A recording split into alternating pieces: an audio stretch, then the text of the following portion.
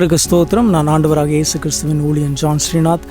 இந்த 2 கொரிந்தியர் 12ஆம் அதிகாரத்தில் ஒரு சம்பவத்தை நம்மால் வாசிக்க முடியும். 7, 8, 9 அதில் பவுலை குறித்து நாம் வாசிக்கிறோம். பவுலோட வாழ்க்கையில் அவர் தன்னை உயர்த்தாதபடிக்கு ஒரு முள் கொடுக்கப்பட்டதாய் நாம் வாசிக்கிறோம். அந்த முல்லை குறித்து தேவனிடத்தில் பவுல் 3 முறை ஜெபிக்கிறார், ஆண்டவரே இந்த முல்லை எடுத்து போடும் என்று சொல்லி. ஆனால் தேவன் அந்த முல்லை எடுத்து போடாமல் தேவன் என்ன செய்தார் என்று கேட்டால், என் கிருபை உனக்கு போதும், பலவீனத்திலே என் பலன் பூர்ணமாய் விளங்கும் என்றார். பாருங்கள், தேவன் நினைத்திருந்தால் அந்த முல்லை எடுத்திருக்கலாம். பவுல் 1 முறை இல்லை 3 முறை ஜெபிக்கிறார். தேவன் நினைத்திருந்தால் அந்த முல்லை எடுத்திருக்க முடியும்.